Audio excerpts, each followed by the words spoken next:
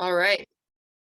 So good evening, everyone. It's great to have you here. I'm going to be letting people in as I also do the introduction. So Barb is actually my supervisor. She is the Director of Environment and Health here at PSR National. And it's really great to have her here. She is such a wealth of knowledge. So I'm just going to read her bio quickly so you have a little bit more information about her background, and then she's going to take it away. So as I said, Barb is the program director of the Environment and Health program here. She guides PSR's national work on climate, energy, and air quality. In this work, she conceives and develops program ideas, prepares materials, writes report and white papers, makes educational and media presentations, and engages PSR chapters and members in advocacy.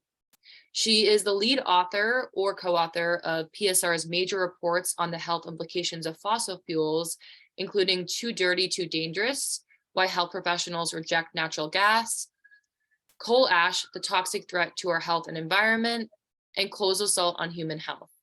Prior to serving as the Program Director of Environment and Health, she served as Deputy Director, directing Code Black, PSR's program to close coal-fired power plants. Her prior work encompasses several decades in the nonprofit sector, where she carried out grassroots organizing, advocacy, fundraising, and communications.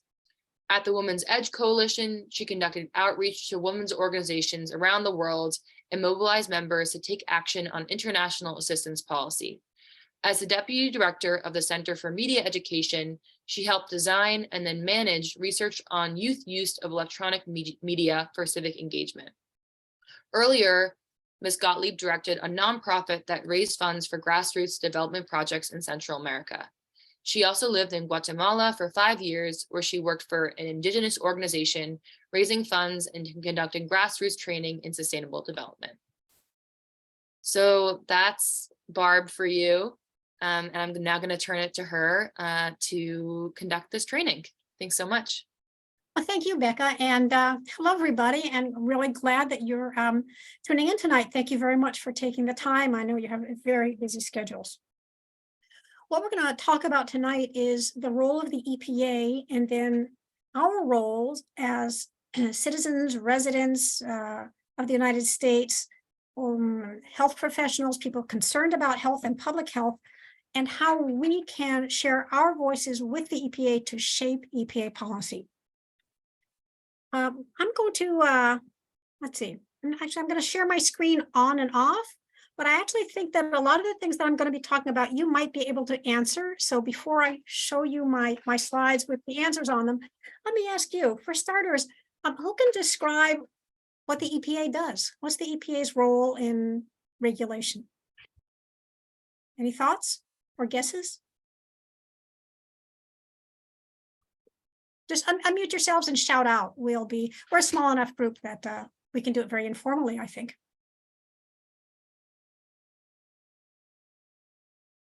Oh, and Becca says you can also type in the chat, and somebody did. Oh, that was Becca. That was me. Actually, I would rather that you spoke out so that I don't have to be keeping my eye on the chat, because I'm also going to be doing the slide share, the screen sharing. Jeffrey, is your hand raised? Yeah, I was thinking of raising my hand in my head. You can read my mind. So my thought about the EPA's role is that they set science-based standards that are also perhaps politically swayed, because they're part of the executive branch, and they supposedly enforce said standards, but do they always have funding to monitor every single power plant who's affected by the regulations? Not necessarily.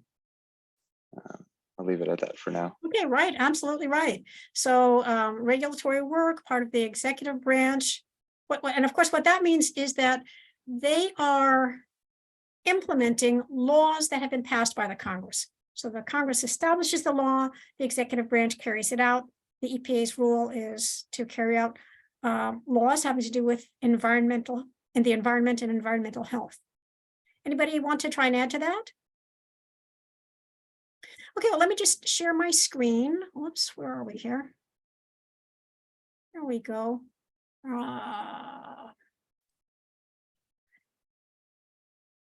Just a minute, I need to get into the slideshow. Where are you? Okay, well, anyway. You just go to slideshow. It's like the tab on the right. If you go, it's on the top. I've got the bar from Zoom covering it over. There we go. Let's see. Well, it's not. You know what? We'll just live with it. Because what I want to do is to get to our next slide, which talks about EPA's regulatory role. So EPA's mission is to protect people and the environment from significant health risks. And the way they do it is they start with research, and they're in fact a very valuable and important source of research on just a vast array of health topics. Then they develop the regulations that will require compliance, and then enforce those regulations, as Jeffrey was telling us. One of the big areas that they enforce is the Clean Air Act. The Clean Air Act was passed in 1970 and then amended over the course of the subsequent decades. And it's really one of the fundamental laws in this country that protects the environment and human health. One of the things that's kind of interesting about it is that it was passed. Who knows? Does anybody know who was president in 1970? It was Richard Nixon, fairly conservative, Republican. I am not a crook, that guy. And I just think it's significant, especially for our times, that this major piece of legislation for the environment was passed in bipartisan fashion under a Republican president. It can be done.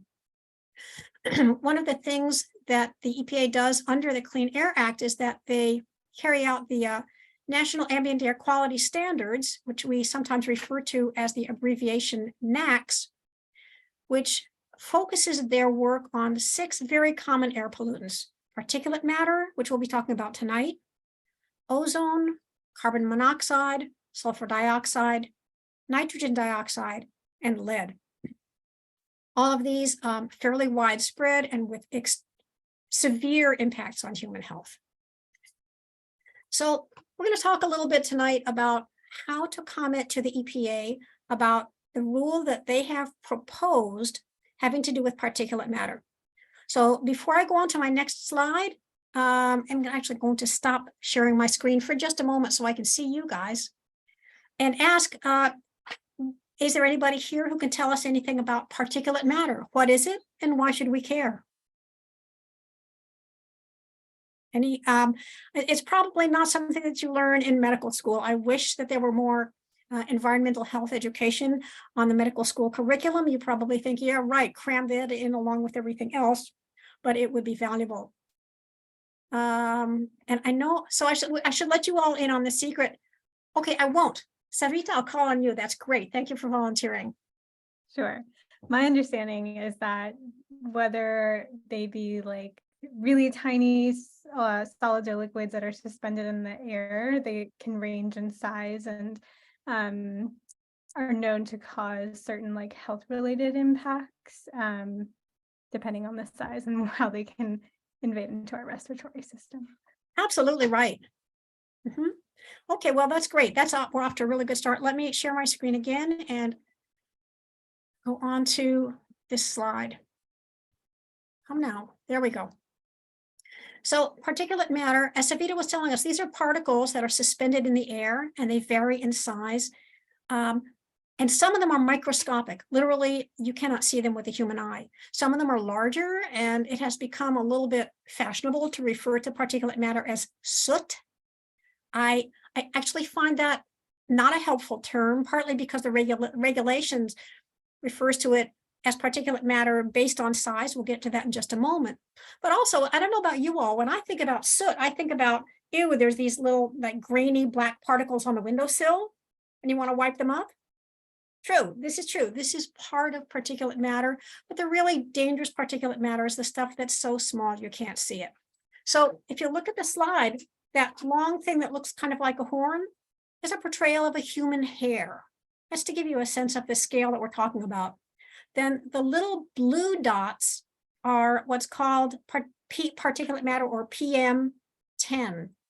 It means 10 microns.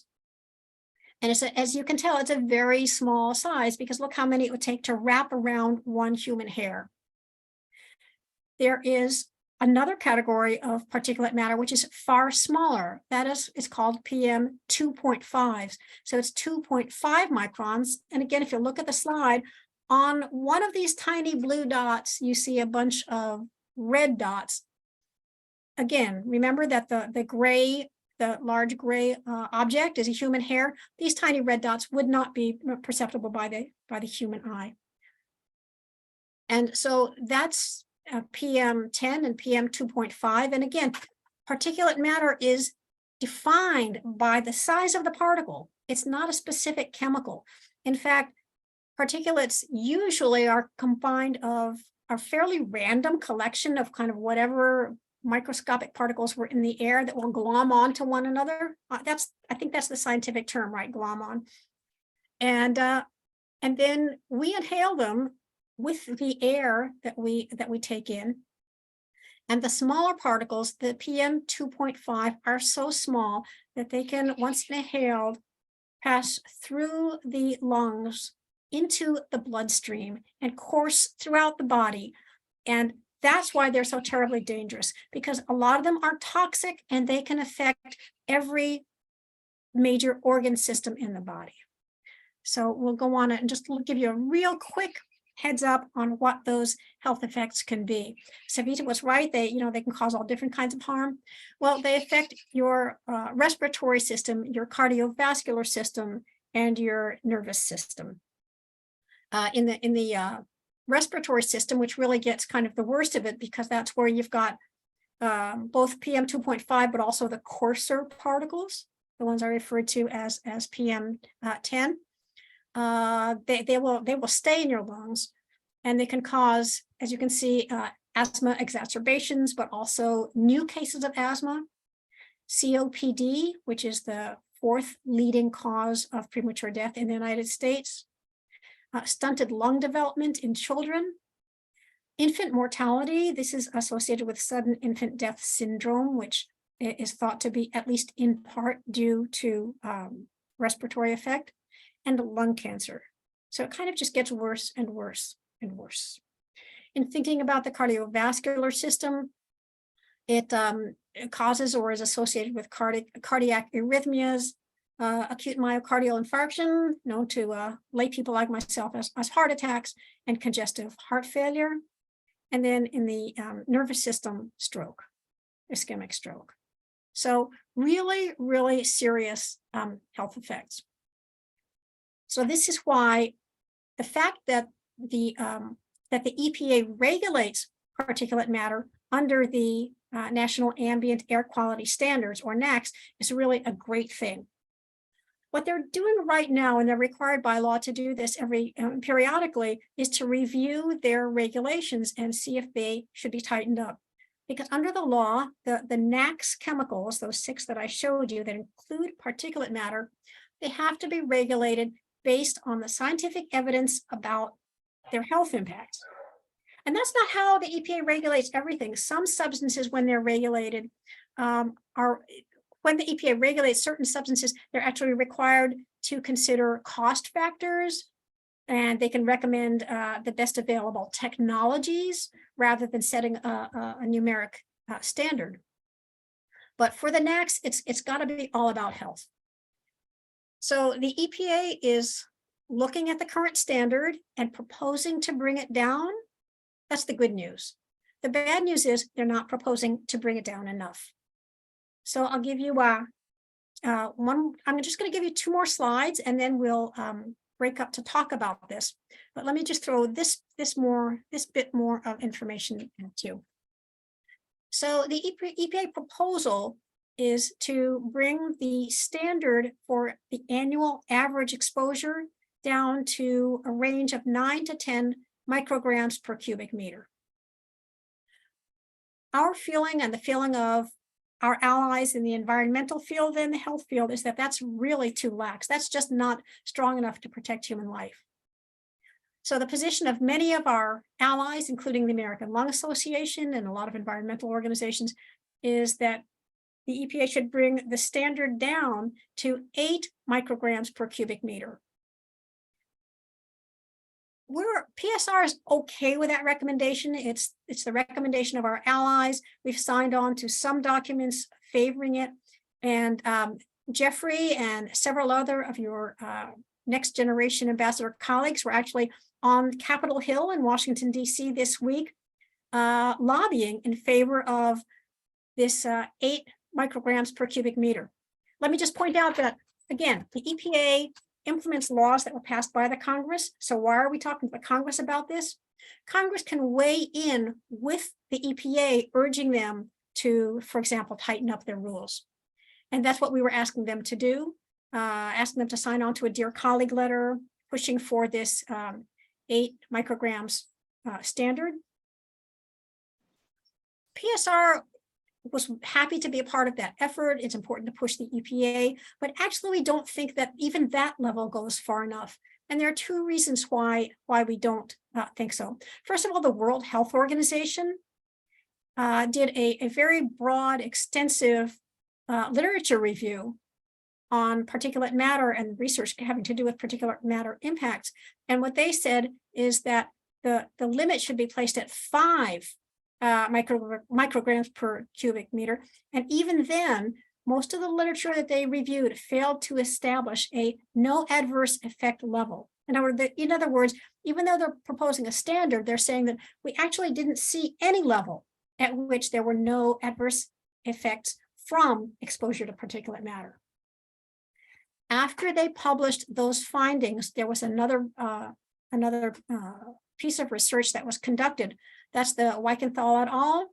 What they found is that at levels below 5 micrograms, there was a higher level of impact, a higher level of premature death, mortality observed than you would have expected if it were just a straight linear relationship. So based on both the World Health Organization and Weichenthal, PSR has called for a level of below 5 micrograms per cubic meter. So that's what PM is. That's what it can do to the body. These are kind of some of the regulatory steps. Let's now get to the real heart of the matter, which is what can you do to tell the EPA that they should regulate more strongly? It's part of the regular process within the EPA that when they draft a rule, they have to open it up to the public to comment on. And they want comments and they love comments, and everybody is invited to comment. It's not just for scientists, it's not just for physicians, it's for everybody. They'll define a period of time. It's often 60 days when people can submit comments. And we are right now in the last days of the comment period on particulate matter. It closes next Tuesday. What I'd like each and every one of you to do is to submit a comment to the EPA. Raise your voice, speak out as a concerned health professional or a health medical student or a health student. And then you submit it to the EPA, you submit it online, it will be publicly visible, but mainly you're writing it for the EPA. So let me actually take a break from my slides right now and ask, has anybody ever submitted a comment to the EPA? Becca has, great. Becca, why don't you tell us a little bit about, I'm sorry, I didn't see that. Who was that? Sorry, I didn't have my camera on, but I also said yes, I've done so as well. Brianna, great. Okay. So actually, I personally know what Becca's done, but I don't know anything about what you've done. Brianna, why don't you go first and describe, tell us what the topic was, how you wrote your comment, and maybe in a few words, kind of, not everything that you said, but like, how did you shape it? That's a great question. So this was several years ago when I was doing my MPH, actually. I wrote a comment towards the OSHA, I believe, regarding one of their silica dust rules. And so that was a great experience. It's been several years, like 4 years since I've done that.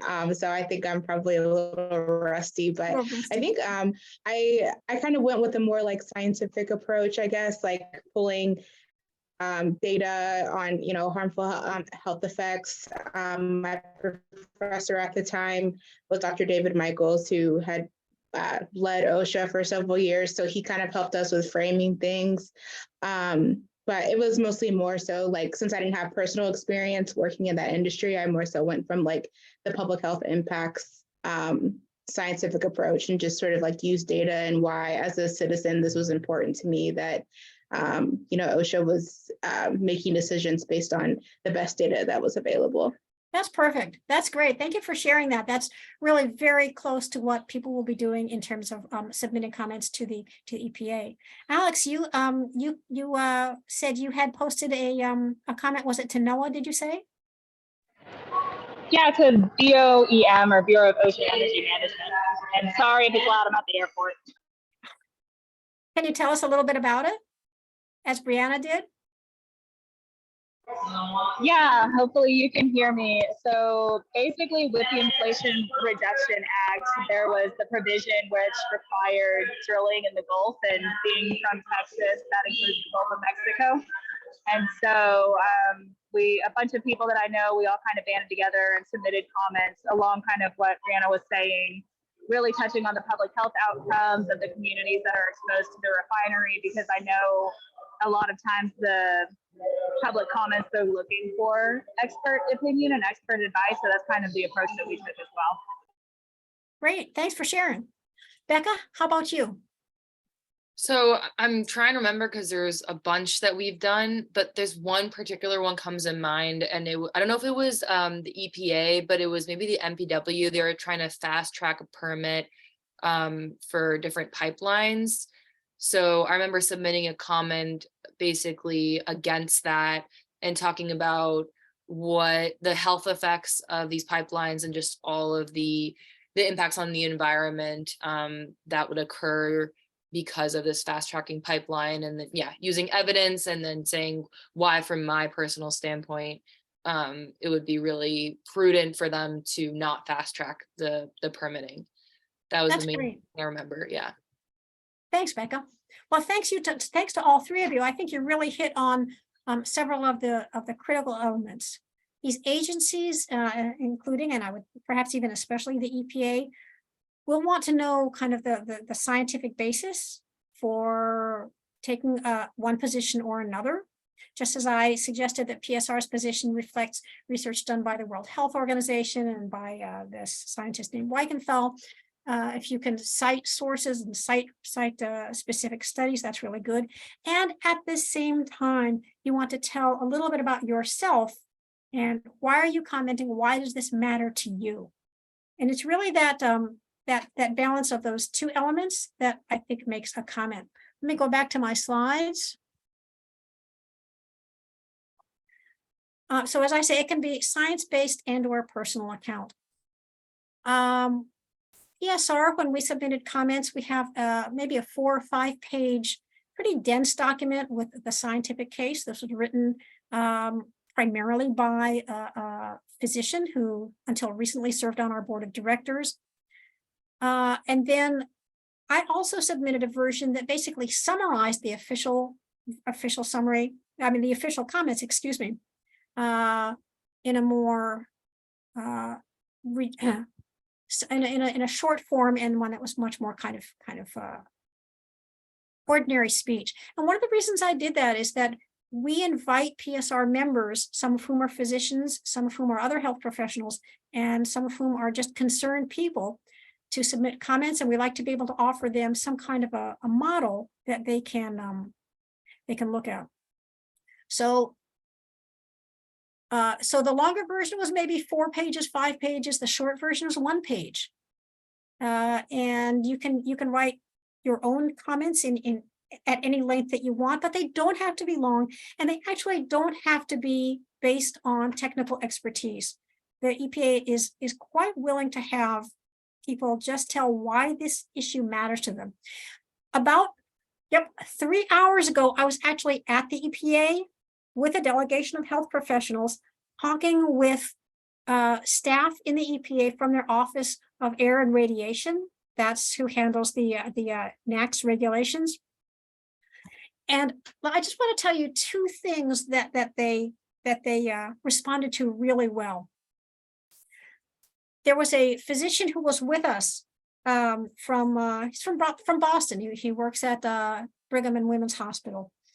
And one of the things he said was, I can't tell you which of my patients' asthma attacks or heart attacks or lung cancer was due to particulate matter. But I can tell you that the research tells us all that a lot of them were. That's a story. That's something real from his experience that he shared. And they really kind of, you could tell that they were hearing that, and it really registered with them. Another of the physicians who was with us is an African-American physician from South LA who works with a patient population that's primarily Black and brown. And he reminded us that the numbers that we talk about, if we're bringing the standard down from 9 to 8 or 8 to 5, it's one thing to talk about that in terms of numbers, but in his mind, it's his patients, and it's how many of them live and how many of them die. That's really is what we're talking about, and that's what the EPA wants to hear, and they thanked us for bringing those stories to them.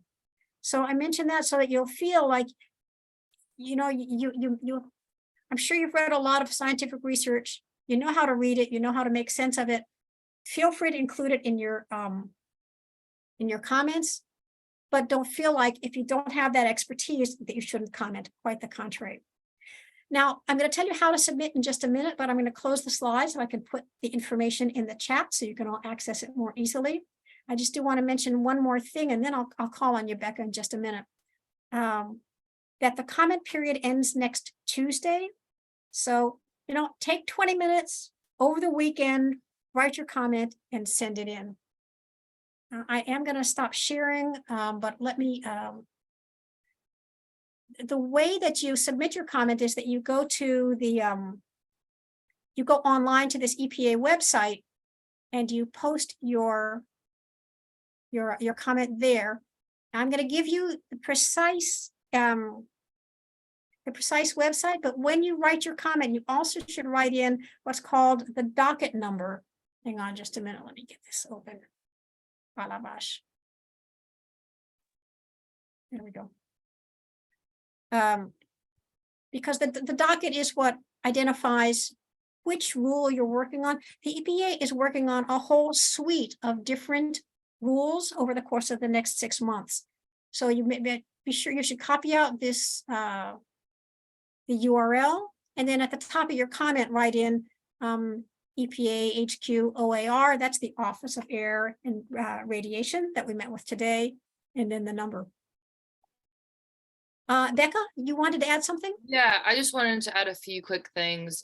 One, correct me if I'm wrong, Barb, but they have public hearings, like they had a public hearing for the same PM standard, but the weight of the comment that you write is same as if you testify, correct? That's entirely correct, right? Yeah, so that's important just to keep in mind that we will give you the opportunity if another EPA regulation comes up to testify through Zoom, but just to know that like your weight in a written comment is treated the same. So it's really, really important that you submit a public comment.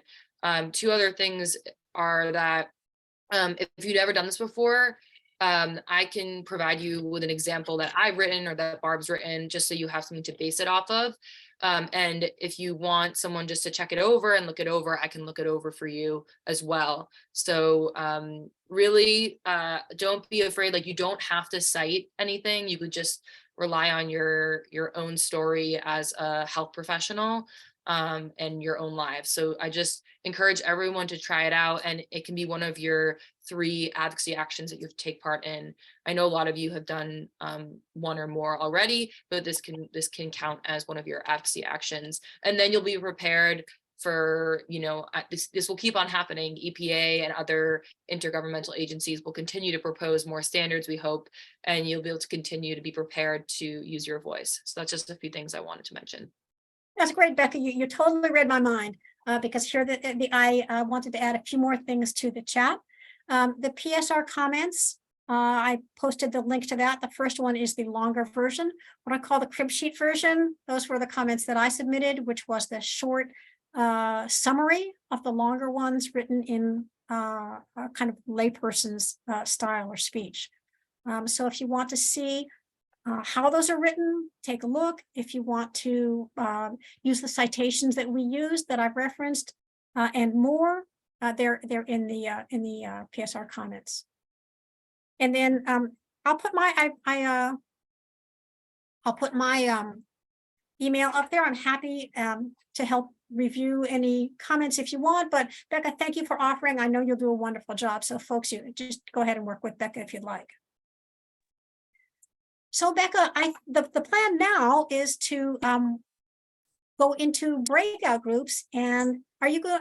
I think maybe you should explain, since you've got the plan for how that will be done. But the idea is to get you guys into small groups of maybe 2 or 3, and you can talk among yourselves. What approach do you think you'll take to writing your comments to the EPA? And at the end, Becca will get back together and share a few thoughts. Is that right? Yeah, we'll just do a good quick breakout room for maybe about 15 minutes.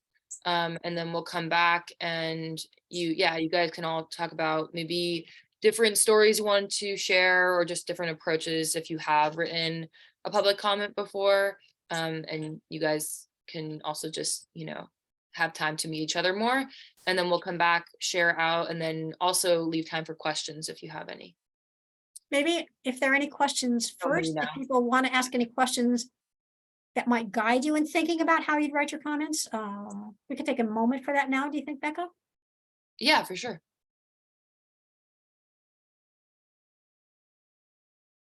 And if not, you'll just put us into the breakouts. Yes, Right? I am currently trying to figure out. Okay, there should be 2 or 3 people in each breakout room.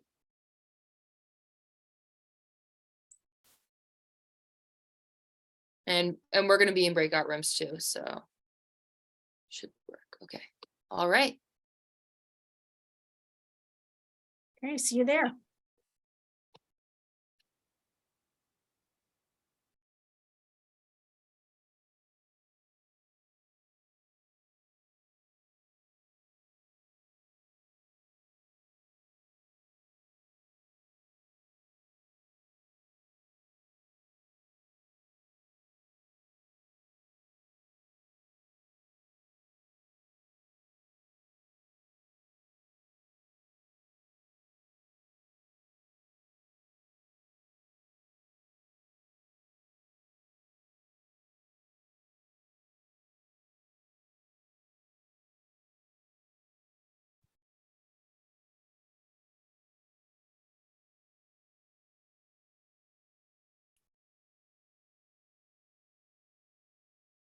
How are your conversations?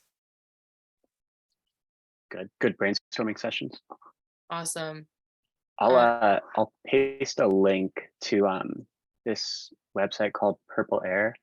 But basically it's kind of like a if you own a PM 2.5 sampler, you can essentially add it to this website. And then if you go there, it kind of gives you like a live map that displays the particulate matter concentrations all over. So it can be really cool to look at. That's so cool. Wait, can you explain that again for everyone who just came back? Because I think this would be a great resource. Of course. I did a lab a while ago that kind of used this Purple Air sampler. And one of the ways that you use this sampler is you connect it to your home Wi-Fi, and then it's basically actively sampling the particulate matter wherever you set it up. And then you can go onto the website that I put in the chat. It's just map.purpleair.com. And then through that, you can see, outdoor air samplers and indoor air samplers. And you can look at any region of the country. I think it is international as well, if I'm not mistaken. But it's a really great tool if you kind of want a boots on the ground sampling method for particulate matter, and could be very beneficial as we write our letters. Thank you for sharing that.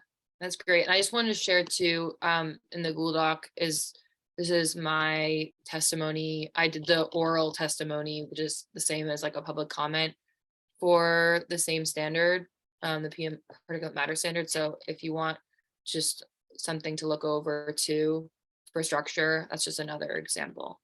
And then I'm going to turn it back to Barb. Great, thank you. Well, I just want to, first of all, ask Tristan if you could repost that in the chat because it's currently not visible. And I wanted to mention another resource that I also mentioned earlier that's really, really valuable. The American Lung Association each year publishes a report called State of the Air, in which they examine air quality in cities and counties across the country. And they actually rate or rank them. They actually give them like A, B, C, D, E grades for their air quality. Among the specific pollutants that they track is particulate matter. So if you want to know how your city or county fares in terms of its particulate matter content, I think that's a wonderful source. They also track trends over time and have other analytics, as well as just the numbers. And I think that's the kind of thing that can really strengthen a comment, even if you're writing a brief comment and it's essentially personal based on your own experience. It's not a bad idea to include some statistics. You can get them out of the State of the Air. And if you just Google State of the Air or American Lung Association, you'll be able to find that. Becca, how do you like to have folks report back? I mean, it doesn't have to be super formal. I forgot to copy down who's in each group, but maybe if like one person from each group wants to just share back some strategies, I can also pick on people, but if people just want to raise their hands and share, 2 people can also share from a group, but maybe we can also go around and have representatives. Anyone want to start us off? Okay, Brianna, thank you. So in our group, we really talked about trying to bring in sort of like personal stories or give like anecdotes. Both Rebecca and I talked about utilizing the research and sort of the science behind, particulate matter and health outcomes. But the point came up that we, as healthcare professionals and future healthcare professionals, are in a unique position to be able to like pull on the stories from our patients and those communities. So just trying to pull in that, even if we can't speak about particular patients and their specific scenarios, talking about just overall community health, how this might be impacting the neighborhoods where our patients live and work and play. So I thought that was just a good sort of way for us to think about framing our comments and just our advocacy actions moving forward that we can really pull from both our professional expertise, but also from like the patients that we serve.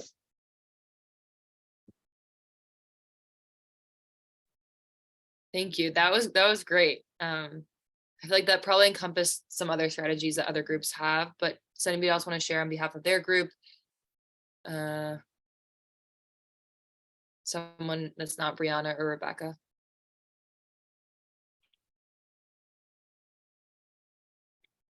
I can share so Tristan already mentioned the Purple Air resource and talking about how we can focus on, Alex was also in my group, they both mentioned how we can take a regional approach. So like I'm based in New York, so how like different things could be with like old housing or things like that. And Alex was talking about like drilling and different things in Texas that could like play into that. And then also just like taking our own backgrounds, like I'm studying global health. And so, yeah, like just thinking about, Tristan was saying like you could bring in like social determinants of health, also different like vulnerable populations and how it can be affected. Like I'm doing climate change research with Madagascar. So maybe we could talk about like different global like occupations that are highly affected by like PM things. I don't know. Just like that was kind of a summary, I think, of mostly what our group talked about. But yeah, and then they also talked about like different like clinical ways they could present it with their experience. So yeah, it was really helpful to chat about. That was a great overview. Two things I wanted to highlight that I really liked that you said was also talking about, you could talk about the global perspective, because obviously the measures that we put in place in the US will influence particulate matter in other places in the world. So I really like that. Another thing that you said, like, definitely say from the beginning, I am a young and emerging health professional, or what you're studying, or maybe if you're already a physician or you're already a nurse or whatever. And then you can also say, you know, I'm a next gen ambassador with PSR if you'd like, but I always introduce yourself and what you do in the beginning. So thank you so much. Anybody else want to go? I think there was one or two other groups.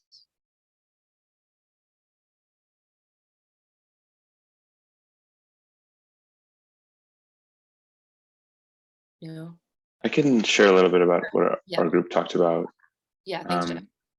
So each of us is a clinician, two of us student doctors, one of us a nurse. And we talked about how important it could be for us to share our clinical stories, like in terms of a particular patient or few patients, or pattern of patients that we see in the clinic. So for me, I saw a kid who, well, he was like 27 at that point, but he had asthma and a lung problem since he was born. He was born prematurely and had a lifetime of problems from his asthma. It's in Baltimore City. Savita would probably be taking more of the maternal health side, which kind of blends with my patient who was born prematurely. And Melissa, who's a nurse in Philly, sees so many patients who have COPD exacerbations, which I think probably could be related to the weather and heat, just based off of like, what's the word, anecdotally. But I bet that her clinic also has data on that. But our main, at least my main takeaway was that our stories are stronger coming from us than us citing some data that we can go and find. Yeah, definitely. Definitely, everyone will say the stories matter, but they really, really do. Because if you think about, if you're reading through a million of these, you know, it's the stories that you're going to remember. And I think as humans, we remember stories more than we remember facts. So definitely. Yeah. Oh yeah. Thanks, Barb. All right. Anybody else want to add anything? I think that's most of the groups are represented for. I think there might have been 4 groups, but anybody else want to add anything, or we can close? We're 3 minutes to the hour anyways. I don't know, Barb, if you want to close. I want to say thank you all so much, both for taking the time to be here tonight and for being next generation climate and health ambassadors. I've been hearing from Becca about your work, about your insights, and about the projects that you're working on. It is so exciting to all of us within PSR. Finally, just to say, please submit your comments. You've only got a few more days to do it, even if it's 10 words. Among the other things that matter, data matters, stories matter, and frankly, numbers also matter to the EPA. They need to feel that the American people are concerned about, or people in America, and not just for citizens, are concerned about the work that they do and want them to be protecting human health to the utmost. And frankly, they're going to be under fire, and their regulations are going to be under fire. These are unfortunately highly politicized times, and even support of health and well-being is going to be criticized. For them to be able to say we got X number of thousands of comments strengthens their hand subjectively and also objectively. So please go forth and submit your comments. Thank you so much for being with us tonight. Thanks, everyone. And I'll be in touch with all the materials. Take care. Thank you. Well,